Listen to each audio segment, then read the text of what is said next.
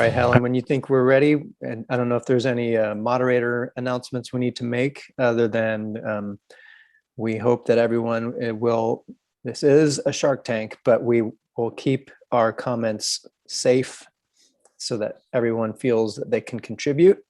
And glad that everybody's here from many time zones around the globe.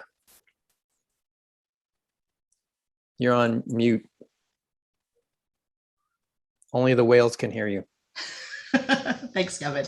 So welcome everyone to Able Shark Tank, the sequel. We're so delighted that you're here with us this morning. And we've been trolling Able, the ePortfolio community for new colleagues to pitch their ideas in this setting. So again, my name is Helen Chen. I'm a member of the Able board and just again, delighted to welcome you here today. I'm going to go ahead and introduce and hand things over to MC Hammerhead, AKA our good friend, Kevin Kelly, who will be our MC and host today to go ahead and go through some of the logistics. Hey, everybody. As Helen mentioned, I am Kevin Kelly. I teach undergraduates at San Francisco University. And as George Washington said to the shark, I cannot tell a great white lie. I am excited to be the MC so that I can tell as many shark puns in 1 hour as possible. Gail Matthews de Natale was the MC last year, and she left some big shark skin shoes to fill. So here's how the Able Shark Tank works. Each participant will use one Google slide to give a 3-minute pitch to our circling sharks.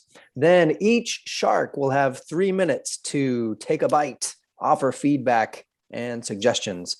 We want all of you, even though you feel you are safe, you are not. We want all of you to share additional ideas, reactions, and resources in the chat. We will, as Helen said, troll that for the good ideas that you put. Every shark's favorite literary character, of course, is Huck Finn. So I will share one of Huck Finn's famous quotes. Look here, if you're telling the truth, you needn't be afraid. Nobody will hurt you. The same we hope is true for those who are pitching to our sharks.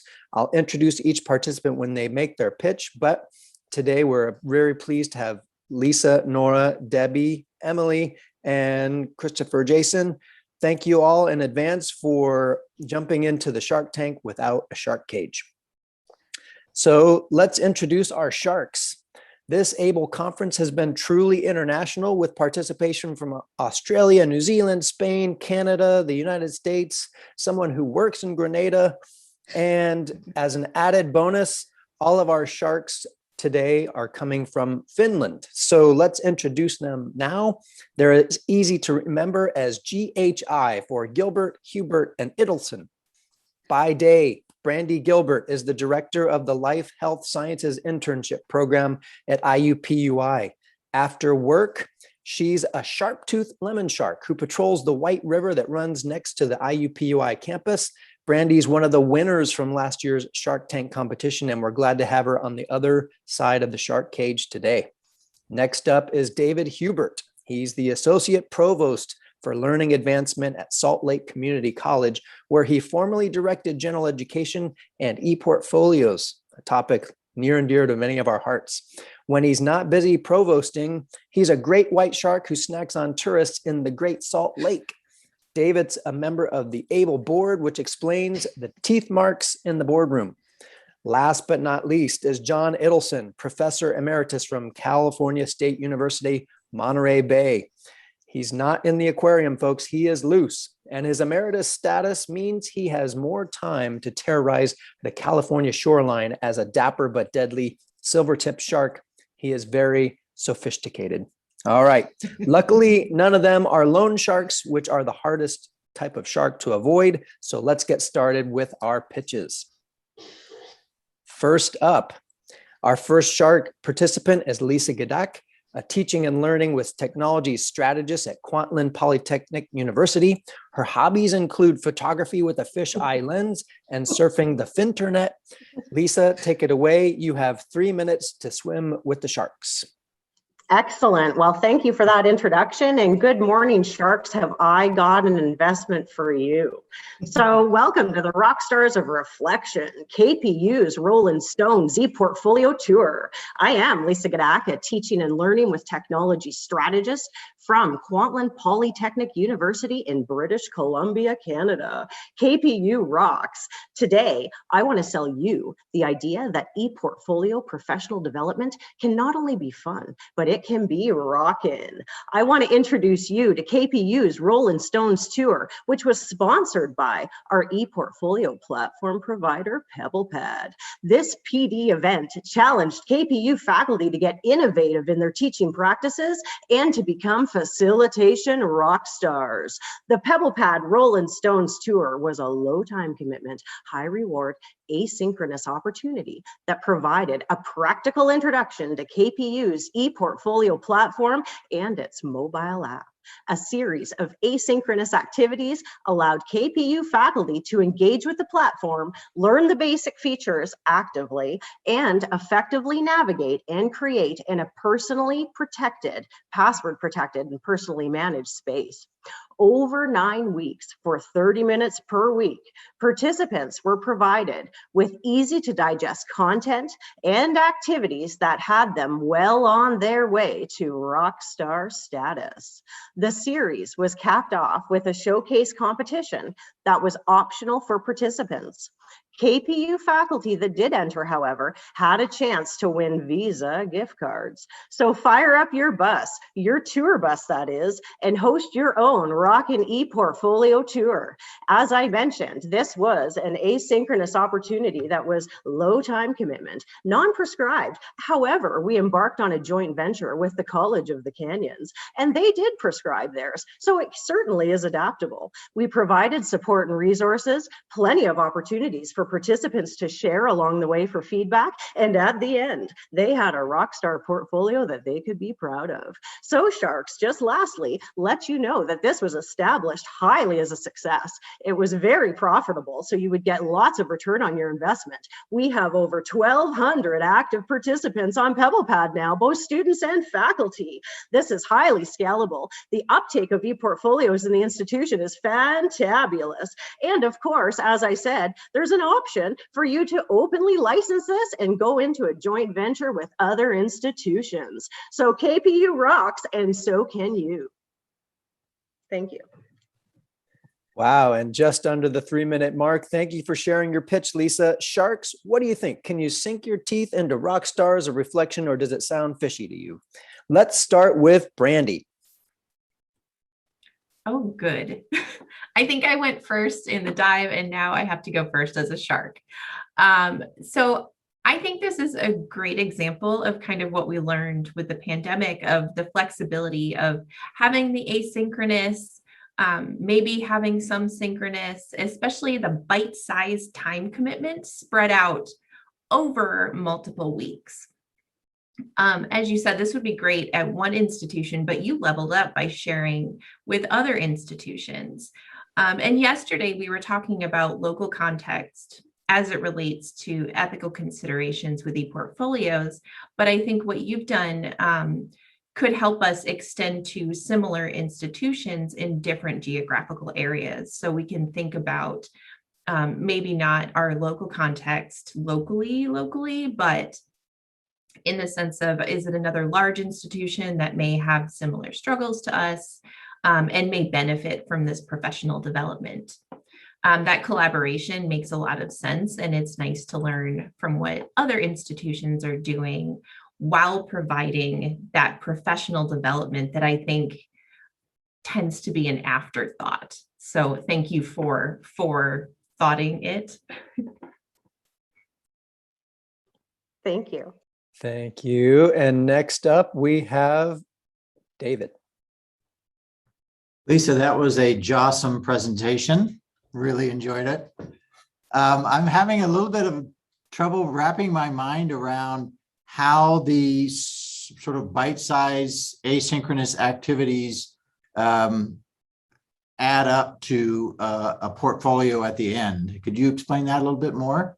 Yeah, absolutely. So over the 9 weeks, there were 9 modules where we provided recommended activities and resources to support those activities, as well as opportunities to connect with us. So it was very hands-on. So it was directions, specific supports, not only the technology bits, but also pedagogically why you would want to develop things this way. So for 30 minutes, the activities would occur, and it would be one step towards building something that you could be proud of. So week 1, for example, just like we would ask students, it's creating an about me page or speaking personally, or why am I doing this? Or maybe it's for professional development.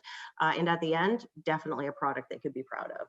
Well, this is exciting. I mean, our platform is well established here, but I'm thinking I could throw a net around this idea and give it to our new faculty orientation.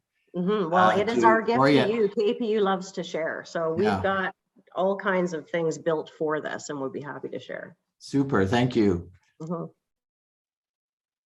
Last but not least, bringing up the tail fin is John Idelson.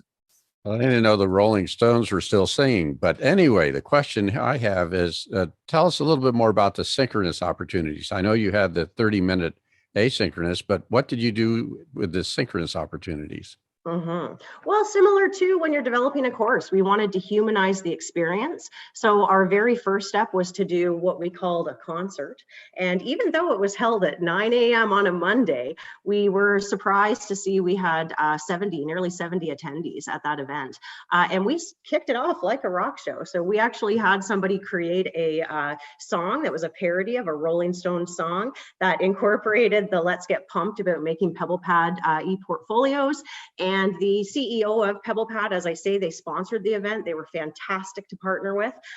He was there. There was a lot of excitement. So to kick it off and give people the buy-in right at the beginning and to offer that support, that was fantastic. We wrapped it with a festival because we had partnered with College of the Canyons. We had that wrap-up event as well to capstone it, as you would want to do in good practice for course design. Same. We really tried to model what would be good course design for them to use these e-portfolios. So along the way, we also provided synchronous opportunities for our support that they could pop in. And also PebblePad offered some drop-in sessions where they had specific topics about the e-portfolio platform. So there was lots of optional interactivity. They didn't have to come, but boy, did they. So I'm curious, because you partnered with a stateside school. Who did the best portfolios? Oh, well, I mean, I'm obviously biased there, so that's a terribly biting question to ask me. I am going to say that they were all wonderful across the board, and we are very proud. And in fact, we've shared with Helen the links to these showcase portfolios so that you can peruse and swim through them at your leisure. Well, wonderful idea. All right. Well, you've set a high bar for high tide, maybe. Our next shark is Nora McCook, assistant professor of writing at Bloomfield College. She doesn't intend to make waves, but may just have a jaws-dropping idea to share with her pitch. Nora, your suspense-filled 3 minutes with our sharks start now. Great. Thank you so much for having me. So, my proposed assignment is a letter to my advisor, and this assignment is designed to facilitate students in their second year by introducing themselves to their academic advisors and formally sharing their e-portfolios. So some context and complications are that we launched e-portfolios last fall in 3 first-year courses, and now we want students to engage with their e-portfolios in their second year, but there are no common courses. There is, however, a shared transition from a professional advisor in their first year to using academic advisors in their major in their second year. So we are hoping that this assignment will highlight this transition, kick off a new relationship with their advisor, and serve to extend students' engagement with their e-portfolios by introducing it to a new audience. Our assistant dean suggested that we have students write a letter to their new advisor and introduce themselves using e-portfolios. So I have drafted a rough prompt using a transparent assignment template as a bait. So I've tried to sketch out the purpose. This is directed to students. So some of the skills we hope that they'll develop, some of the knowledge we hope that they'll be able to bank you through this assignment, trying to really entice them into buying in here. And then some brief details about the task and criteria for success. So some partially true concerns that we're aware of, but one is that the dean suggested the assignment should go in the e-portfolio, and I'm wondering if we should actually have them prepare an email and attach the e-portfolio to the email. I also am interested in what other materials would help provide students. We do have a roadmap so far, but what else besides this prompt would entice students to do this? And then generally, how do we encourage buy-in if we're not implementing this through any courses? Where should messaging and follow-up come from? How many people and places on campus? So we have some writing center workshops we hope to provide, but how else can we nudge students to use this assignment as a learning and introduction tool if indeed it survives the Shark Tank? Thank you. Fantastic, I should say, Nora. Sharks, I turn it over to you. Does the letter to my advisor have you hooked, or will this be the fish that got away? Let's start with David this time. Nora, they say that swimming with sharks can be quite expensive. It can cost you an arm and a leg, but I think you're doing all right. I really love this idea. And you asked a question about, what sort of prompts you might give students. I would give them choices, several choices, and they might be things like, look back on your first year experience and tell your advisor what it was like for you. Look forward to your sophomore year and what you anticipate there. What do they want or need from their advisor, this person that they're just now meeting as they go into their sophomore year? And what do they want their advisor to know about them? So that would be my suggestions. Great project. Thank you. John, you're up next. Does anybody write letters anymore? I remember doing that in my youth. I love the idea. I have a couple questions. One, if students have met this advisor before, or is this their first communication with them? You're on mute, Nora. This should be their first formal communication unless they've incidentally met them. Okay, I'd sort of recommend maybe that the requests come from their advisor. I think it's a hard ask for them to sort of do the self-revealing of themselves without having really knowing who they're talking to. So I would look at if you could get the advisors to maybe initiate this. I guess the other question is, how strong is the advisor-student relationship? Some campuses, it's just getting a stamp to get your classes approved. Other, it's much more in depth or deeper, in this case with our dive. How does it work on your campus? It is variable. It is something we're working on. So I actually do hope this will be sort of part of the strengthening of that advisor-student relationship and kind of more consistency as well. Yeah, I think it's important for this to be success that the students, when they create this portfolio, that their advisor truly acknowledge it. And if that happens, then I think you're going to get an even better uptake and hook more of your students. So, but I love the idea. Thank you. Great. And Brandy, I can see you circling, so we'll circle back to you. Great. I am so excited about this that I don't even know I can manage some puns, but I will say this is a Jossum idea. And it's such a great way to build that connection and community. To respond specifically to some of the feedback you requested, I like the idea of the email with just a link to provide some form of privacy. If students want to share something in that email that they wouldn't necessarily put on their e-portfolio. This would be also a great stopping point for them to take a step back and polish up the e-portfolio. You had mentioned, I think, in your written pitch that students maybe over rely on templates to this point. And, templates are great for beginners, but now they're ready to step into their second year and take more control and kind of personalize that. So you could provide them with specific prompts, but maybe also some instructions of, it's yours, make it your own. buy-in could be a little bit tricky. But like John said, could the advisors reach out to their own caseloads? Could they even write their own email using those prompts, or share a quick introduction video that they can then send to their students to kind of reciprocal, look, I'm answering these questions, here's who I am, and now I'd like to get to know you. Wonderful. Thank you so much. Excellent. Well, 2 participants down, but 3 to go. Our third participant is Debbie H. Miner, a senior lecturer in the writing program at IUPUI's Department of English. As the old nursery rhyme goes, she seems ready to catch the tiger shark by the tail. Debbie, it's your turn to face the sharks. You have 3 minutes. First of all, thank you. I'm proposing a futuristic idea to cross-list a special topics course between the writing program and Fairbanks School of Public Health. Students are going to build shark-tastic e-portfolios that make a splash and shatter the status quo. We'll do this by blending experiential learning with signature assignments to explore writing genres used in grassroots change. So our students are going to partner with grassroots leaders on maternal child health initiatives.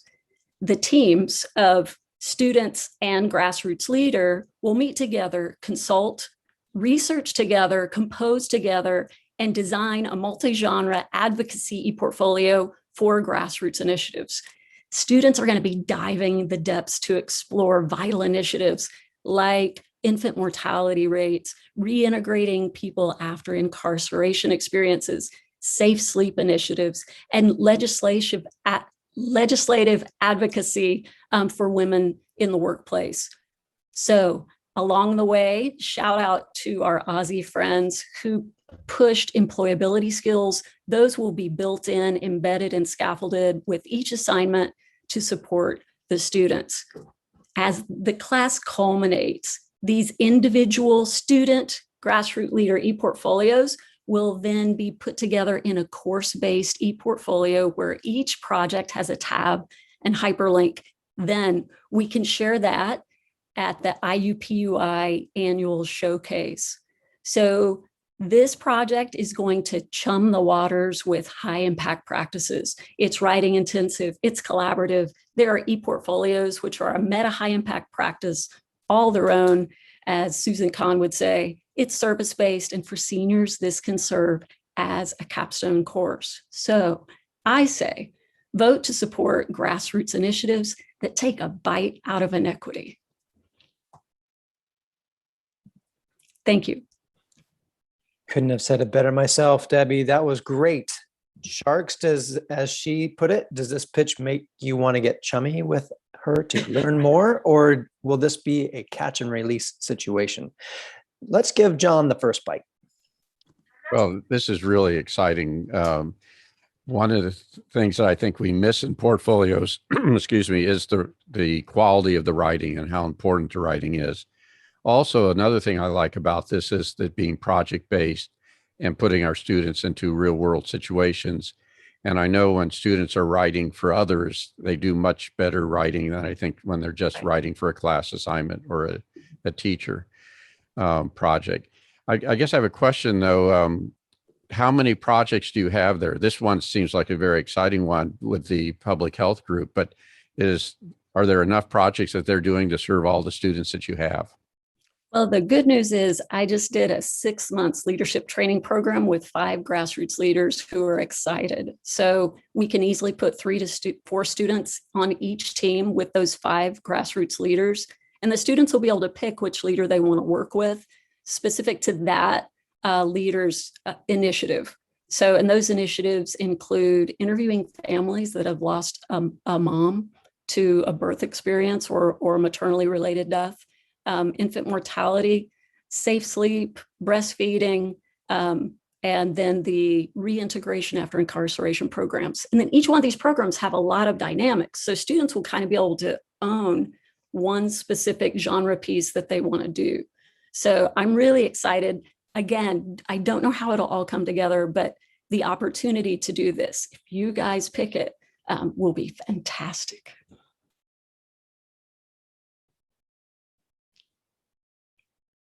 Brandy, you're up next. Okay, I think you had asked about should you include some of those their reflections within the actual portfolio, and I think that could go either way. If students are going to use this for career development purposes, they may want that in a public-facing portfolio, or it could be useful to the organization to kind of make that process that they went through more transparent. So I think it could work either way. You had also mentioned the legalities of a release form, and I hope someone else knows of the examples, like from our community-based work friends who do more of this work, who might know. I do think it's important to acknowledge in the very beginning of the course of kind of, here's what's actually going to happen. There will be a real world work product, so students know what they're getting into. And I think that's what makes them excited to do this anyway. So kind of framing that from the beginning.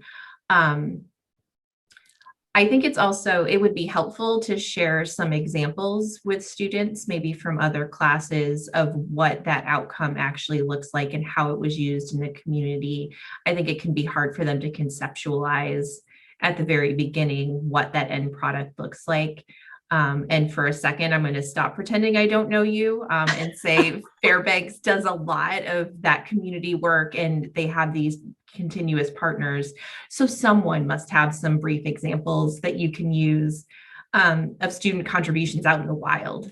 So I think this is a fantastic idea, and I look forward to seeing it happen on our campus. Yay. Good. Thank you. Nice. David, did the first two sharks leave anything for you to sink your teeth into? Just a little bit. Debbie, this is a great project. I predict that departments at IUPUI are going to want to latch onto this, so much so that I think that you're going to need a bigger boat. And just to go back to Brandy's comment about the student reflections, I think I agree that the student reflections are important. I think they should be shared with the community partner leader, and then maybe have them pick out a couple of reflections to include in the final project or product, and then ask the students for their permission to include those at that point. That's a great idea. Thank you guys so much. You sharks really took a bite out of this. Wow. Well, three great pitches, and we still have two to go. Next up, our fourth participant is Emily Jo Schwaller, an instructional technologist and the ePortfolio coordinator at University of Arizona. We hope everything's going swimmingly in her PhD program, and with this pitch, she hopes to show she's no fish out of water. Emily, your 3 minutes begin now. Excellent. Thank you. I am so excited to be here today. So we are just finishing some deep dives into what learning ePortfolios are, and really ramping up our ePortfolio initiative. And so our idea is having an ePortfolio competition that aligns with National Day on Writing or our campus student success conference. And we're really excited about having categories for faculty and students. And we'd love to get some of our administrators to also create ePortfolios so that we have this wide range. And we also really want to collaborate with students and faculty on the criteria for this competition. And we're hoping to have categories that disrupt the idea of templates, but instead show kind of the range of what ePortfolios can look like. We also have a challenge on our campus of course versus program ePortfolios. So this would be a really exciting way to engage folks to see some of those differences, and also bring them into our lab and work on creating these ePortfolios with our larger team. So we're super lucky because we have the financial backing for this and the momentum, but really in order to not flounder, we are curious what support you recommend and what we should look out for so we don't get bitten or enter into the jaws of defeat, since this will be kind of our first larger scale up that will include students rather than just faculty support. So we are super excited about this, and yeah, looking forward to hearing what y'all think and how we can really emphasize the grassroots nature of kind of this competition. Excellent. Emily, Sharks, as Emily herself put it on her slide, is her ePortfolio competition just a swell idea, or is it a gnarly wave? Brandy, we're back to you as first to start feeding on the pitch. ePortfolio competitions can be so fun. We do this. I love it. And my advice is going to be largely practical. I'd recommend providing clear rubrics up front for the judging, and whether you have these by category or type of ePortfolio, whatever works for you, and any other considerations or requirements to give people time to kind of make some edits or prepare. And if this is the very first time you're doing this, it's much easier to work with those classes and the groups that you've identified who are doing ePortfolios and to have them encourage their participants. We find that wide calls typically don't work, but using those connections gets participants. And you could even try an optional nomination form that can be set up to send an auto message that tell people, oh, someone said you had a great ePortfolio and you should join this competition. We have a lot of luck with that because students especially may be hesitant to submit their own work, but if someone says you should do this, they feel that pride and do it. This could also be a great opportunity to engage alumni, community partners, and employers to serve as judges and kind of spread out the work so you're not burning out the faculty and staff organizing this. So my final judgment, I think this is a swell idea, unless gnarly wave is the better option. I don't know. I'm not good with my puns. So it's a great idea. David, it's your turn. Emily, this is such a good idea. It's given me confidence to go back in the water. We do something similar here. I'll just tell you that we have sort of recast it, sorry about that pun, as an engaged learning celebration. So it's still a competition. Students go to a kind of a portal and submit their ePortfolio. We give out tuition waivers for the upcoming semester as prizes. And we do have a celebration, an event, a lunch, where we invite the students and they get to bring along either friends or family. We invite some of their faculty members to come, and we have the president of the college and the provost there. We've even started bringing the head of our development office, and she has been bringing donors, because it's nothing like for a donor to see a student's portfolio really kind of laying out the experience they've had at Salt Lake Community College to get them energized. So those are my suggestions. Great idea. Thank you, David. John, even though sharks swallow their food whole, you have 3 minutes to give your comments and feedback. I'll try not to binge on it too much. We've done a number of competitions, and I think competitions are great. I think a challenge you have to have is really make the prizes strong enough that people really want to apply. I really like your idea of tuition waivers. But I think if it's not if you really want people to compete, there has to be something they could win.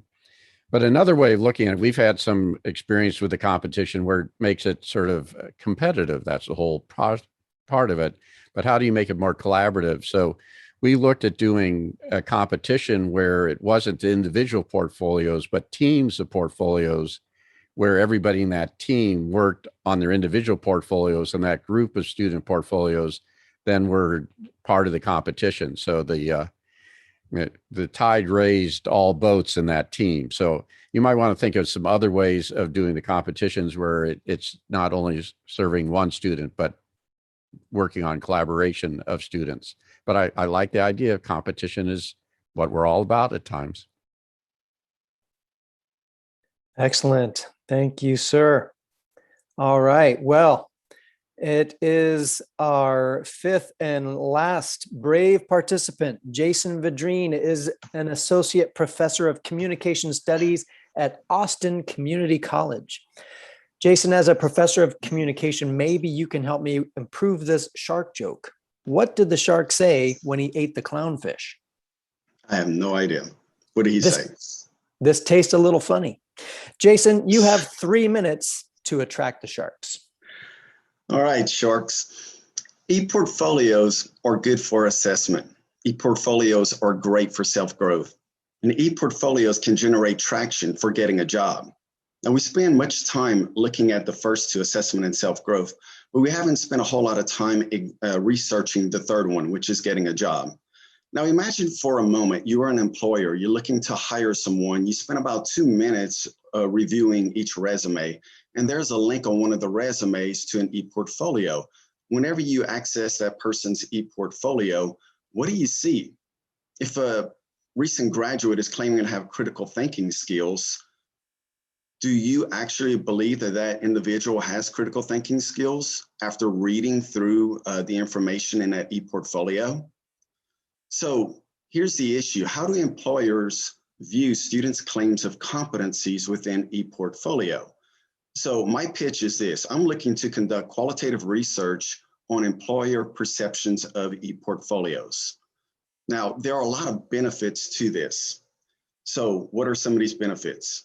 First, we can determine how employers perceive certain terms, such as critical thinking, teamwork, and interpersonal skills. Keep in mind that their perceptions might differ than how we view it here in academia. Based on those results, we can restructure the student experiences at the college. We can look at different types of projects and assignments that would allow students to be able to defend these claims that they are making on their e-portfolios. We can also revise student training manuals so that they have a better understanding of how to structure their e-portfolio and how to defend, again, these types of claims. We can also increase students' self-efficacy so that whenever that they go into a job interview, they have more confidence in what it is that they need to say so they don't get eaten alive. And then last but not least, this type of research can potentially set the stage for empirical research where we can confirm some of the results coming out of the qualitative research and maybe even generalize it to a broader population. So how would we do this? First, we would need to secure interviews with different business leaders. We would pose questions to them to get a better understanding of how they are conceptualizing critical thinking, interpersonal skills, or teamwork. And then in using Zoom links, we would have them go through e-portfolios, recording their comments. So they would be stating things aloud as they examine the e-portfolios.